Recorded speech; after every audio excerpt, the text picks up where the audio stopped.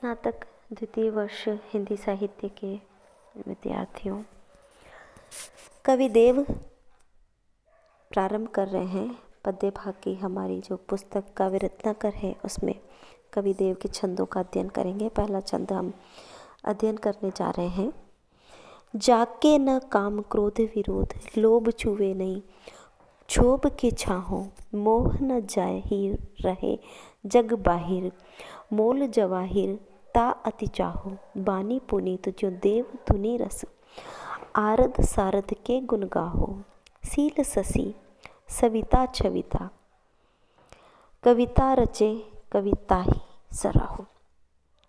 देखो, सबसे पहले हम इसका प्रसंग जानेंगे कि प्रस्तुत पंक्तियाँ, प्रस्तुत पद्यांश, जो भी आप इसमें लिखना चाहें, पंक्तियाँ लिखें, पद्यांश लिखें, काव्यांश लिखें, कवि देव के द्वारा रचित हमारी काव्य रत्नाकर पुस्तक से लिया गया है और ये शांत रस से संबंधित है।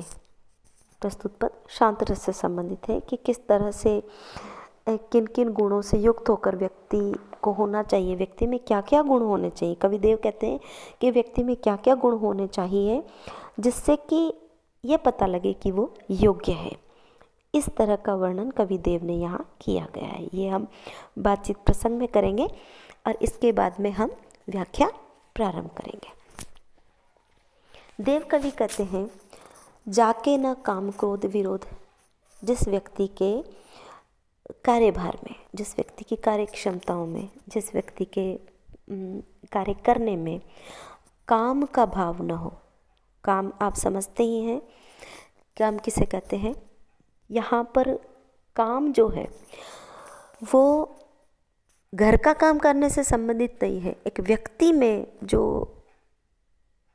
सेक्स का भाव आता है उसके लिए काम कहा गया है कि जिस व्यक्ति में अत्यधिक सेक्स का भाव नहीं हो, क्रोध नहीं हो और विरोध का भाव नहीं हो, अर्थात वो बात बात में किसी का भी विरोध नहीं करता हो, सबको समान भाव से देखता हो, लोभ छुए नहीं क्षोभ की छाहो, और जिसको लोभ थोड़ा सा भी आकर नहीं छूता हो, मोह नहीं हो, जिसमें मोह का भाव भी नहीं हो। मतलब हम लालच करते हैं ना, हर व्यक्ति से मोह रखते हैं, तो वो मोह का भाव भी उसमें नहीं हो।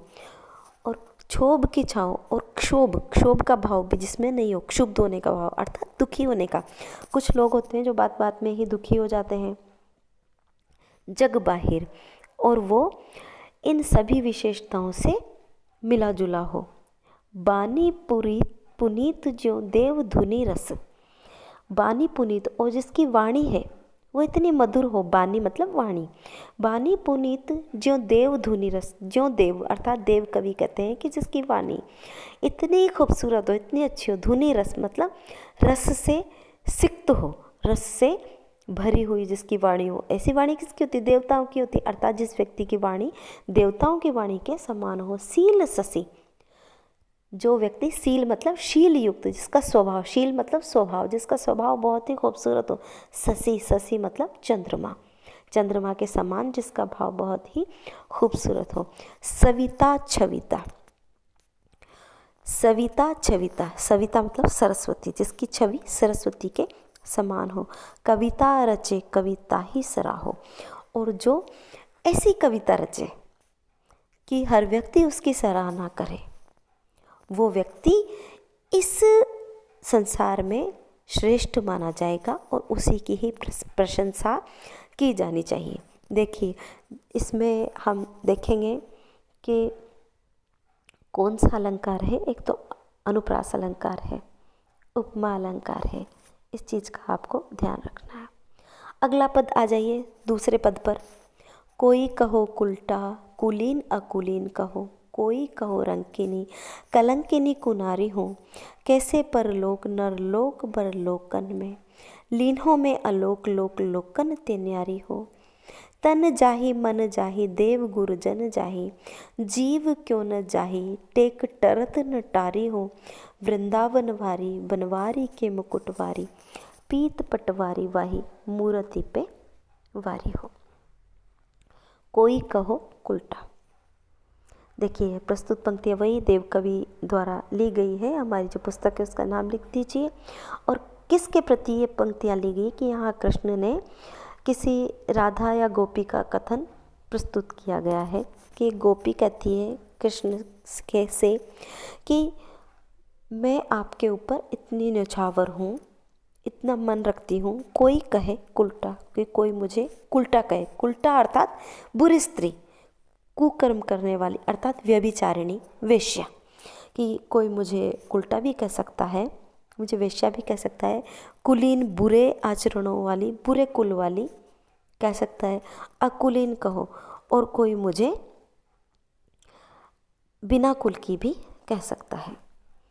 कोई कहे रंकिनी कलंकिनी कुनारी हो, कोई मुझे रंकिनी कह सकता है, बुरी नारी, कलंकिनी राक्षसनी भी कह सकता है, कलंकिनी बुरी नारी कह सकता है, कुनारी हो जिसमें अच्छे नारी के गुण नहीं हो वो भी कह सकता है। तो कहती गोपी लेकिन मुझे इन सब की कोई चिंता नहीं है। कैसे परलोक नरलोक बर लोकन में, इस तरह से मैं किसी भी, चाहे मैं इस लोक में रहूं, नरलोक मतलब इस लोक में रहूं, परलोक मतलब ईश्वर के लोक में रहूं, किसी श्रेष्ठ लोक में रहूं, बरलोकन में मैं किसी भी लोक में रहूं, तीनों में अलोक लोक लोकन ते न्यारी हूँ।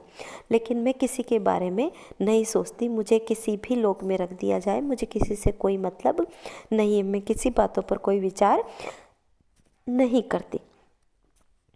तन जाही मन जाही देव गुरु जन जाही, मैं तो इतना जानती हूँ कि तन जाही मन जाही, तन जाही मतलब चाहे मेरा तन अर्थात शरीर मेरा चला जाए, मन जाही मेरा मन बर्बाद हो जाए, किंतु देव गुरु जन जाई, और मेरे देवता मेरे चले जाएं, मेरे गुरुजन चले जाएं, जीव क्यों न जाई टेक टरत न टारियो, चाहे मेरे जीव चले जाएं, मेरे प्राण ही चले जाएं, किंतु मेरे मन में जो मैंने टेक टरत न टारियो, मेरे मन में जो मैंने ठान लिया उसको मैं कुछ नहीं कहती, उसको मैं नहीं छोड़ सकती। वृंदावन वारी वनवारी के मुकुटवारी, पीत पटवारी वारी मूर्ति पे वारी, मैं तो जो वृंदावन वारी अर्थात जो श्री कृष्ण है, बनवारी जो श्री कृष्ण हैं, वृंदावनवारी हैं, बनवारी हैं, मुकुट धारण करने वाले, पीठ पटवारी पीले वस्त्र धारण करने वाले जो श्री कृष्ण, उनकी मूर्ति पर ही मैं वारी जाती हूँ, अर्थात उनकी मूर्ति पर ही मैं समर्पित होती हूँ।